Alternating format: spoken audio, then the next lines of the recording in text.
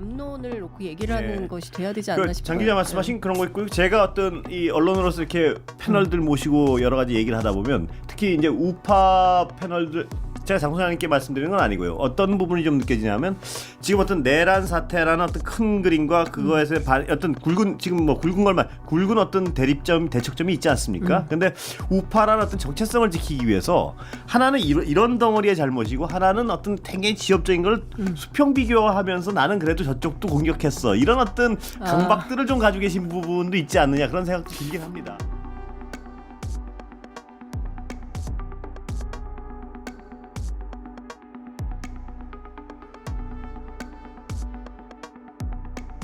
일단은 강력한 지지층부터 결속을 시켜놓자. 그러니까 그 작전을 이제 한 얘기는 것 같아요. 욕심이 있다기보다는 뭘로 해석이 되냐면요. 네, 이래서 강력한 아스팔트 지지층과 이길지 질지 모르는 대선과 선택을 하라 그럴 때 이분들은 그냥 아스팔트 나는 이렇게 선택을 해버린 게 아닌가 싶어서요. 일단은 그렇고요. 예. 어쨌든 지금 한 당을 책임지고 있는데 눈앞에 보이는 대선을 포기하는 듯한 프레임이나 정책인 전략을 짤 이유는 없다고 생각이 들고요. 착각하고 오도하고 또 인간적인 미안함이 윤석열 대통령한테 있는 것 같아요. 그래서 죄송하지만 저 지난주 금요일날 갤럽에서 여론조사 한 거를 잠깐 좀 인용을 해보면 거기에 국민의힘과 민주당의 정당 지지율은 2%밖에 차이가 안 나지만 그 뒷부분에 이제 여론조사한 게 있어요. 그게 실질적으로 지금 국민의힘과 윤석열 대통령에 대한 국민들의 기본적인 인식이라고 생각이 들거든요. 그런데 지금 김문수랑 몇 명 해보니까 이재명 대표 사법 리스크, 도덕적 리스크 있으니까 해볼만 하네. 이렇게 착각하면 안 돼요. 서울역 가가지고 현장에서 국민들의 민심을 그대로 봤잖아요. 너희들 때문에 장사 안 돼. 너희들 절로 가. 이 탄핵 세력들. 그렇게 외면하고 그 팜플렛 안 받으려고 등 돌리잖아요. 그걸 민심이라고 그러니까 장 생각을 해야 돼요. 소장님 말씀하시는 게 어떤 같은 얘기인데 다른 측면을 말씀하시는 것도 같아서 제가 다시 여쭤보는 게 그거예요. 그러니까 그런 표면적 여론조사를 믿고 싶어서 믿는 척하면서 그냥 콘크리트 지지율은 선택을 하고 지지층은 대선은 사실상 별 욕심이 없는 거 아니야? 이런 건 아니고 생각이 조금 이제 그 현장에 나가가지고 어마어마한 충격을 다 먹었다고 하더라고요. 그래서 이상하다. 우리 여연에서도 조사한 거랑도 다르고 지금 언론사에서 한 거랑도 많이 실제 민심이 다르네. 현장의 민심을 그때 파악을 해가지고 대단히 충격 먹었기 때문에. 그런데 계속 대한민국 상황이 이렇게 되면 자기들은 다 모든 일상을 포기하고 집회에 나오겠다는 거거든요. 이렇게 결심한 청년들이 이렇게 많은데 국민의힘은 극우를 계속 붙들고 간다? 이렇게 심각한 오판이 없는 거죠. 현실 정치 세력이. 근데 이런 상황에서도 이재명 대표는 어쨌든 좀 박스권의 지지율이 좀 갇힌 것 같고 그 같은 갤럽 여론조사에서 보면은 이재명 대표의 비호감도가 46%가 나왔거든요. 다른 후보들은 뭐 13% 이렇게 한 자리 숫자예요. 그 비호감도를 넘어설 수 있는 새로운 모습을 보여줘야 되는데 과연 이재명 대표나 민주당이 그럴 생각과 능력이 있는 것이냐. 내란 세력에게는 절대로 다시 국민들이 선택을 안 할 거야. 장윤성 기자님 말씀 맞는데 그럼에도 불구하고 이재명은 아니지. 그렇게 생각하는 분들도 상당히 많이 있기 때문에 이번 대선 만약 국민의힘이 김문수나 홍준표 이렇게 강력한 뭐 보수파의 지지를 받는 분들을 빼놓고 다른 분들 오세훈이나 유승민 이렇게 중도층을 견인해 올 수 있는 사람들을 후보로 만들 수 있다면 대선 그래도 모른다. 국민의힘 쪽에서는 해볼만하다. 저는 그 장 소장님 말씀하신 그게 굉장히 그 위험한 프레임이라고 생각을 하는데요. 그럼에도 불구하고 이재명은 안 된다. 이거는 이를테면은 일종의 혐오거든요. 그러니까 그걸 계속 조장을 하는 거죠. 그리고 국회에서 윤석열 대통령에 대한 그 탄핵안이 가결됐을 때 그때 홍준표 대구시장을 비롯해서 여권의 유력한 주자들 유승민 대표까지 포함해서 일제히 이재명 대표 개인을 공격했어요. 그러니까 반명, 반 이재명, 그러니까 이재명 혐오 이런 걸 계속 조장을 하는 건데 저는 그러면 민주당 입장에서는 이것을 넘어서기 위해서 어떤 전략과 포지셔닝이 필요하냐.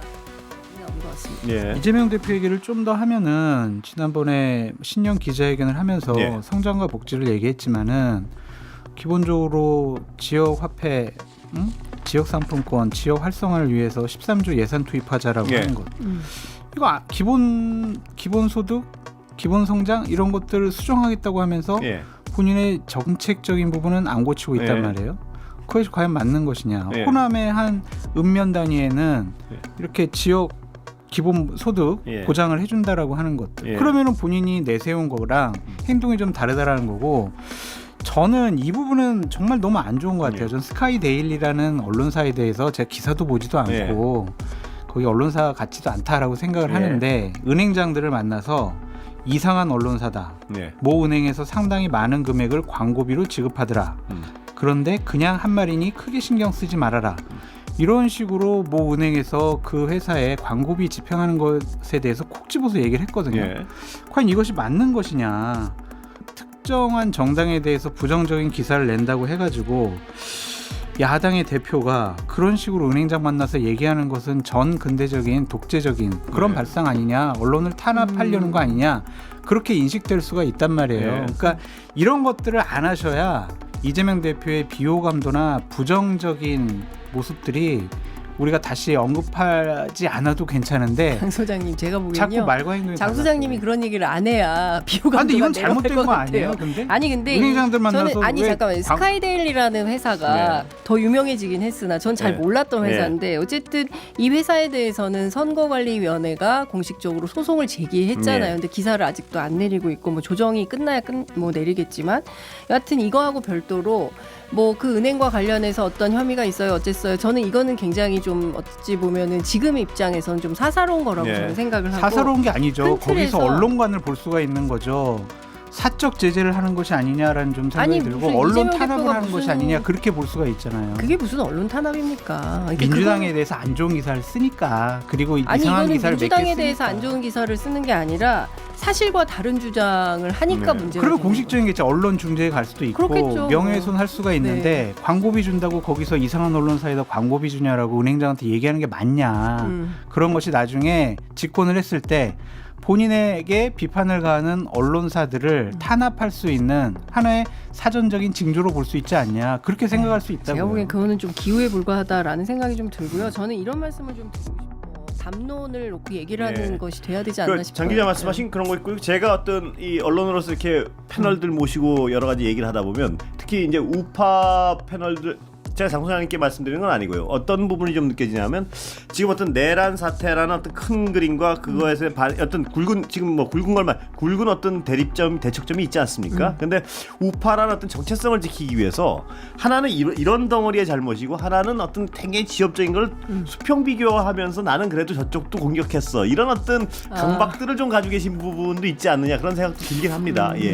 잘못한 거는 잘못했다고 예. 지적을 해야 되는 게 패널의 아니 균형이란 측면에서 네. 어떤 강박 때문에 아니, 이쪽의 강박 잘못은 강박 없어요. 이쪽의 잘못은 굉장히 이만한 건데 이쪽은 어떤 잘 확인되지 않은 지엽적인 거를 나는 어떤 우파 패널이란 정체성을 위해서 이 작은 거를 어디 사람들 모르는 사람도 끄집어내서 이 사람들은 이래요 하고 균형을 어떤 맞추려는 그 모르는 거. 사항 하나 예. 더 말씀드릴게요. 예. 이재명 직업 대표가 윤리 때문에 그런. 이재명 대표가 얼마 전에 예, 예. 엉터리 가짜 정보로 주권자 판단 흐려지면 민주공화국이 무너진다라고 예. 얘기를 하셨어요.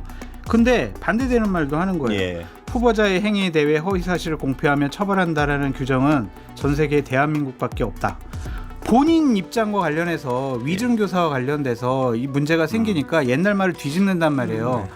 정치인이 말을 바꾸고 믿을 수 없으면 그 사람이 얘기하는 정책들, 내가 꿈꾸는 나라들을 과연 그 사람이 실현시킬 능력과 자질과 생각과 판단이 있냐라고 우리가 믿어야 되냐고요. 예. 이재명 대표가 대통령 될 가능성이 가장 많아요. 저는 예. 대통령 될 것 같아요. 예. 그런데 말들을 많이 바꾸니까 이재명이 꿈꾸는 나라가 윤석열의 그 시대보다 더 나빠질 수도 있겠다. 그런 예. 걱정이 근데 드는 거예요. 저는 근데 예. 조금 좀 과하신 것 같고요. 네.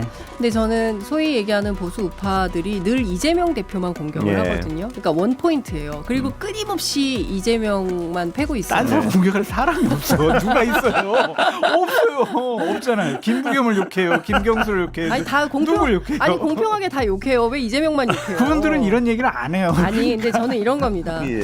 이재명만 때려서 우리나라 좋은 나라 된다면 때리세요. 예. 근데 이재명만 때린다고 해서 우리나라 좋은 나라가 안 된다는 겁니다. 그래서 저는 진정한 보수우파 패널이라고 한다면 지금 우리가 고민해야 될 것은 윤석열 시대를 끝내고 새로운 시대로 나아갈 때 자유우파, 보수우파 패널들은 어떤 나라를 만들 것인지 그 컨텐츠에 대해서 구체적인 고민이 좀 필요해 예. 보인다라는 패널이 겁니다. 그걸 고민하라고. 아니야, 그러니까 우리는 패널뿐만 비판을. 아니라 소위 이제 국민의힘을 포함해서 예. 그 진영에서 진영에서. 그렇죠. 진영에서 예. 고민해야죠. 저는 진영에서 아니 그 진영에 속해 계시니까 아니, 저는 정당원도 아니고 저는 아니. 그냥 닭가 부진이잖아요. 저는 뭐, 다 비판하고 저는. 아니 그래도 예. 지금 어쨌든 정체성은 보수 우파시니까. 근데 그런 차원에서의 어떤 좀 그런 고민을 할 때가 됐다. 예. 그리고 그 고민 속에서 우리가 대선을 치러야 그래도 콩할 만한 것이라도 제도적 개선을 네, 이뤄낼 수 그럼요. 있는 거 아니냐. 자, 두 분 새해 복 많이 받으십시오.